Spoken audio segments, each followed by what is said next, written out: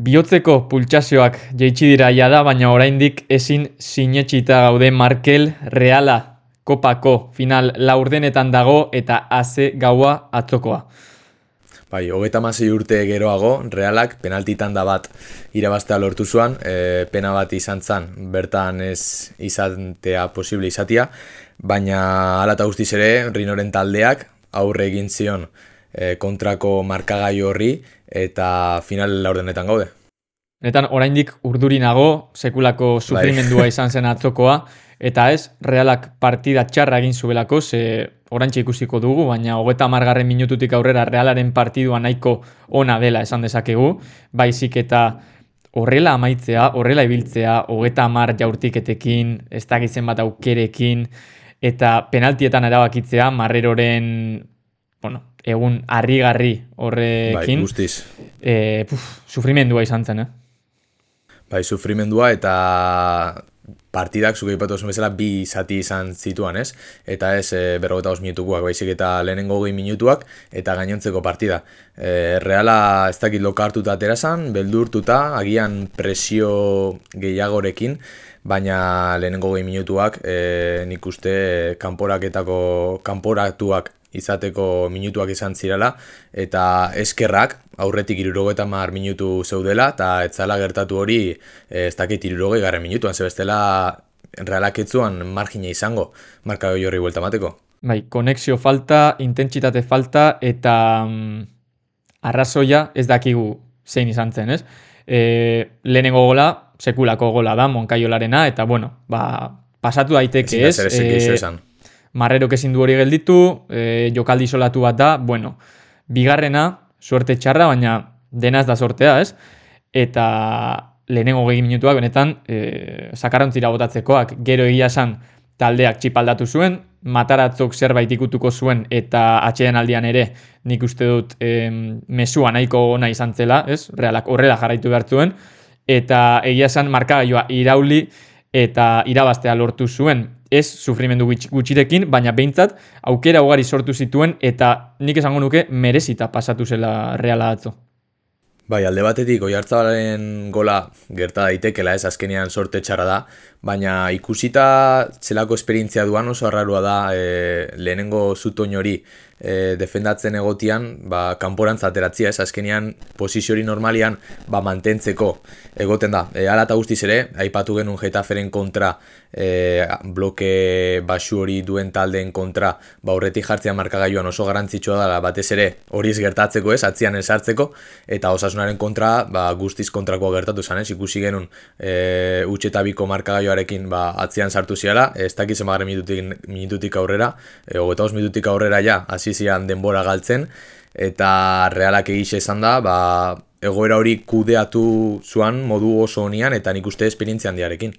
Bai, 30. minututik aurrera, Realak aurrera pausa bat eman zuen, eta atxeden aldira behintzat bat eta bikoarekin joateko aukerak bai egin zituen, ez? Horre, Solerren jaurtiketa bat egon zen atxeden aldira heltzear geundela, nik uste dut taldeak ondo ulertu zuela minutu horretatik aurrera zer egin behar zuen, eta gero naiz eta bigarren zatian pixkat kostatu berriro ere partidura sartzea, agian Turrientesen gol hori pixkat berandu iritsi zen, baina Realak sortu zuen, ze 30 jaurtiketa dira guztira partiduan, eta hori orain arte ez du ikusi Realarekin, ez? Mataratzoren Reala vertikalagoa izan zen, Osasuna ondo izten saiatu zen, baina insistentzia horrek Osasunaren esia apurtu zuen, eta azkenik garaipena eman zion Realari.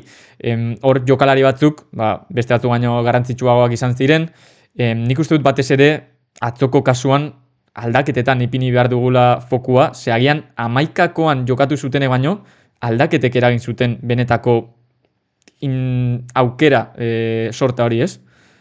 Bai, ikusten dugu normalian, talde titularra lehenengo 11koa eta ordezkarien arteko nasketa bat izan zala, ez, ikusten genuen, Marrero sartu zala, Zubeldia bueltatu zan, Gorrotxa Turrientesen aurretik jarri zan, Zuzitxek ere minutuak izan zituen lehenengo 11koan, baina egisa da, guztiz erabakigarria izan zan kontua, Zuaitza horrek astindu zuana, Odriozola eta Turrientes izan ziala, ez? Nik uste Odriozolak ikusi zuan zuan testu ingurua eta nola barneratu zuan zer egin behar zuan, benetan asko esaten duala berataz, ez? Eta Turrientesen kasuan beste berriro. Badirudi Rino Mataratzok Turrientesen giltza hori aurkitu duala, eta benetan Turrientesen potentzial guztia aterazkero, izugarrizko zela jerdiko jokalaria daukagula. Hemen dakatau puntuta, Odriozolak duelu guztiak irabazi zituan, eta ikusten baduzu hitmapa, 6-6, eta ikusten baduzu hitmapa ikusten da egal bezala aritu zela partida osoan, bere marka gorria ez da lateralian ateratzen baizik eta urrian, kornerrian ia. Bai, egia esan hemen garrantzitsua da, Realak egin zuen eskema aldaketa moduko hori, Zakarian eskerregalean sartu zen, Kubo eskuinegalean mantendu zuen, eta gero Guedes eta Oiartzabal goiko erreferentzia bezala, ez? Azken minutuetan horri Oskason sartu zen ere, baina aldaketa horren arrazoia lesio bat izan zen, kasu honetan gero Jon Martin sartuko zen, ez? Baina orain arte esan duguna, Odriozolak oso ondo interpretatu zuen nola sartu partidura, hau da, nik uste dut beste batzuk ez zeukaten intentsitate hori edo gogo horiek irabasteko bera jarri zituela, eta konturatzen bazara, hainbat aukera sortu zituen, penaltiaren jokaldia berak provokatzen du Javi Galanen esku hori, eta nik uste dut benetan harritzekoa, Odriozolak atzo eman zuen errendimendua, eta benetan postekoa, ze orain arte agian Aranbururekin zalantza batzuk geneuzkan, eta ikusi dugu alternatiba gisa, agian 20 minututarako zegoen bakarrik, baina alternatiba gisa behintzat zerbait badagoela. Bai, 20 minutu horietan dena eman zuen jokalare izan zen, eta beste paper garrantzitsu bat ikuste bai Txaletak eta bai Zubeldiak izan zutena, ez? Aurrian jokalari oso altua, Raul García bezala, eta guztiz defendatzia lortu zuten. Raul Garziaren datuak oso kaskarrak dira, dueluetan 8-21 batetik, eta Txaletatzaren kasuan 6-8tik irabazita. Orduan, nik uste hori ere aipatzekoa dela, naiz eta Budimir ordezko bezala atera, deskantsatuz, baina gure defentsa lehenengo 20 minutu horiek kenduta, nahiko solidua izan zen, eta horrek ere bultzatu zuen taldea aurrerantz, eta egoera posible horiek sortzian. Bai, individualki behiratzen badugu atzoko partidua, agian esen izan Realaren diziratzuena, baina Marrerok sekulako partidua egin zuen, Sergio Gómez ondo aritu zen, eta nik uste dut azken astetan zertxo bat gehiago ematen ari dela, Aranburuk ere ez zuen partidu txarra egin, eta gero heltzen da momentu bat non hankek ez duten gehiago ematen, eta benetan kalitatea inposatzen den, eta hor Realak zertxo bat gehiago eman zuen, batez ere luzapeneko minutuetan, ez? Jada nekatuta zaudenean, txertxo bait gehiago eman behar duzu, hau da, aukerak sortzen jarraitu behar duzu, Realak Osasunaren area zapaldu zuen, eta Osasunak gero eta atzerago zioan, eta hor Aitor Fernandez agertu zen, Osasunaren salbatzailea izan zitekena, eta azkenean, zorionez etzena izan. Bai, azkenengo minututan Realak zenbait jokaldi nahiko argi izan zituen, eta hor Aitorrekin nintzuan topo. Bestalde batetik, Rinoren planteamentua argia izan zen bigarren zatirako, ez?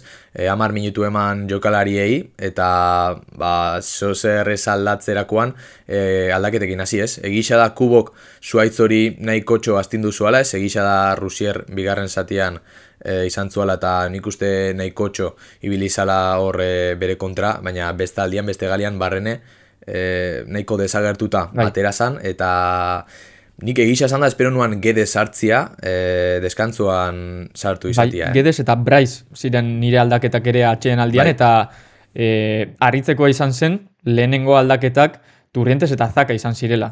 Nik enuen espero jokalari estatiko bat irtetea zelaira Zakaren kasuan, baina Rino korrela ikusi zuen, eta ondo atera zitzaion zorionez. Eta gero, pixka bat gaua borobiltzeko penaltiak daude. Rinok esan zuen partida baino lehen penaltiak entzaiatu zituztela zubietan, batzuetan esertarako ez du balio, baina atzoko kasuan bai.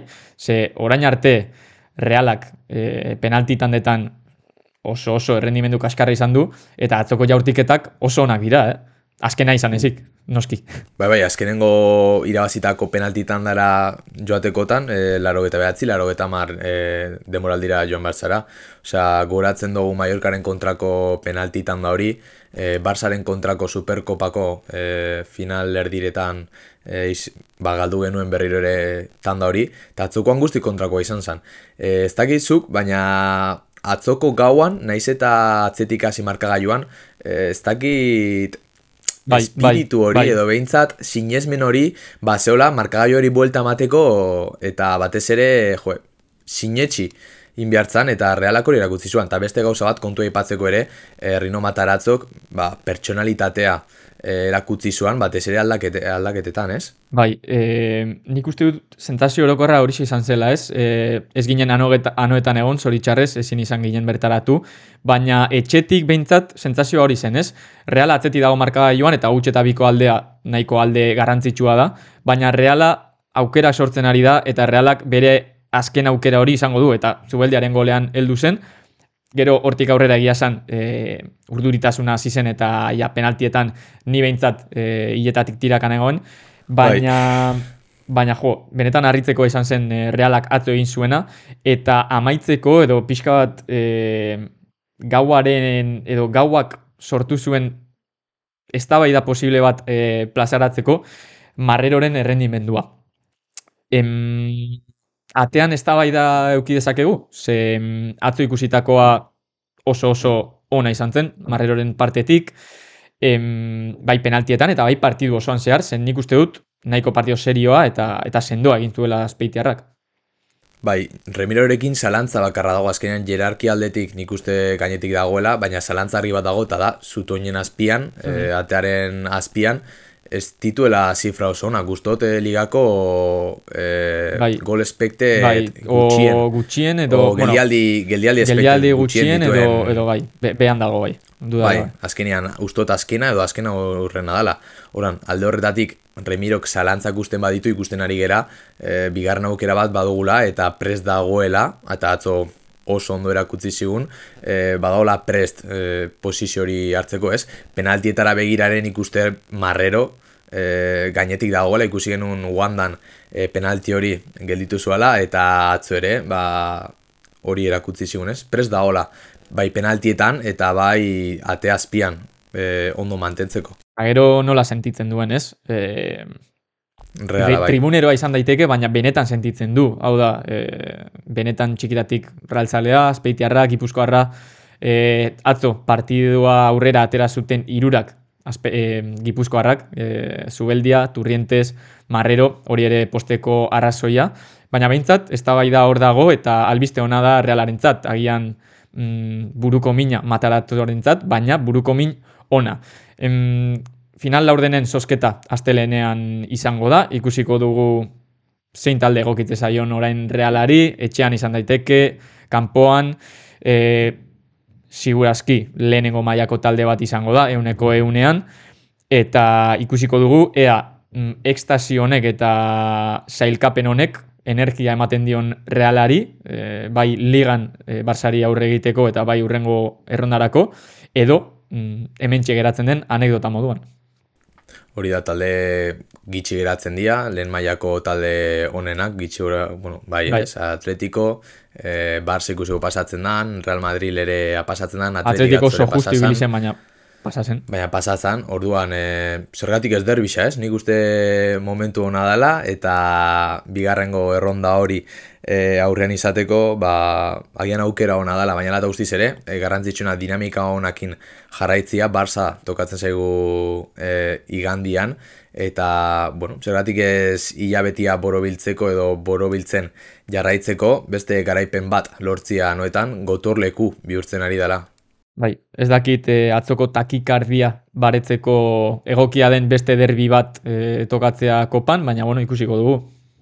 Bai, gauza bat esango dizut, polita da azkenengo minutuan gola sartzia, baina nik uste bilabetian behin eukita, nahikoa da, partida guztietan horrelako jokaldiak izatia, benetan urtiak kenduko dizkigu, baina eta guztiz ere posa, eta benetan, azaskalik gabe amaituko dugu bilabeti azkenean. Hori da.